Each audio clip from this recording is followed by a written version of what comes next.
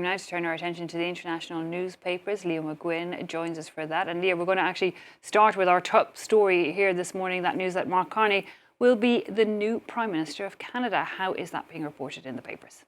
I'll start with the National Post, Eve, which is one of Canada's biggest newspapers. They worry that Carney has forever politicised the Bank of Canada. The 59-year-old was, of course, the governor of the Bank of Canada for some time. And the paper said that was always traditionally a non-partisan role.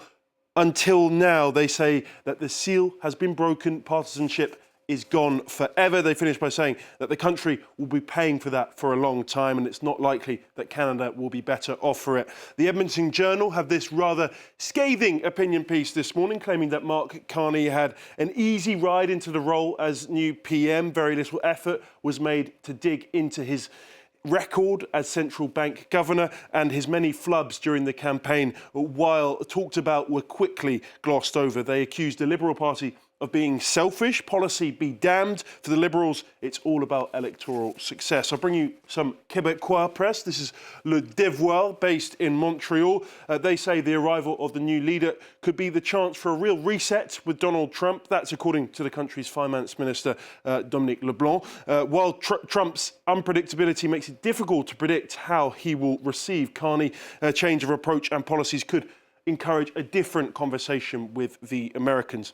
I'll finish with this opinion piece from the Toronto Star, reflecting on Justin Trudeau's legacy. The greatest contradiction, they say, is that he stayed for too long, yet he's enjoying one of his finest moments as he's heading out the door. While he's received a lot of criticism, he's also achieved a lot as PM, they say. And when Canada needed leadership during times of trauma, Trudeau was always there.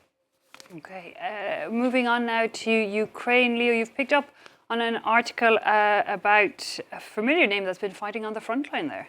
Well, incredibly, that name is Vance. Not J.D. Vance, but Nate, the US Vice President's first cousin. He fought on the front line in Ukraine for 3 years, and Le Figaro have this exclusive interview with him this morning. He's very critical of his cousin throughout, accusing him of ambushing Volodymyr Zelensky during their tense White House meeting. He also calls the US Vladimir Putin's useful idiots. Nate Vance travelled to Ukraine back in February 2022, shortly after the invasion. He reportedly fought in some of the war's bloodiest battles as part of Da Vinci Wolves Battalion. He's been back in the US since January, returning shortly before his cousin became vice president. According to Vance, it became too complicated for him to stay, and he couldn't take the risk of being captured. Well, Vance isn't the only famous name on the front line. French sports paper L'Equipe have this two-page spread on Sergiy Stakhovsky, a Ukrainian tennis player who's best known for beating Roger Federer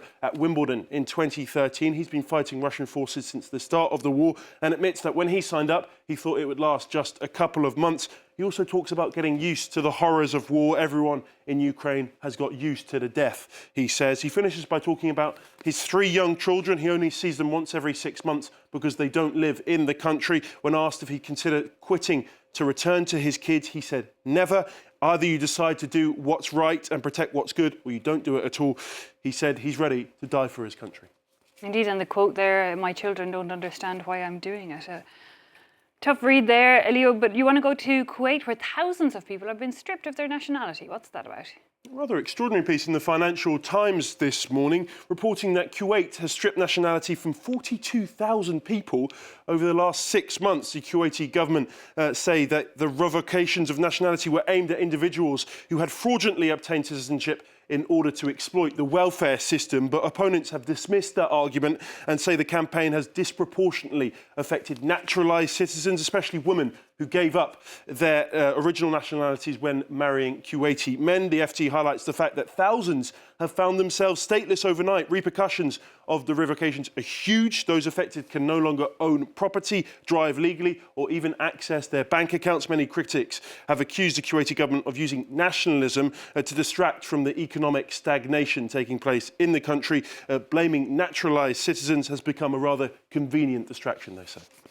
Well, finally, Leo, you want to finish in the United Kingdom, where there's one face making a number of different dailies this morning.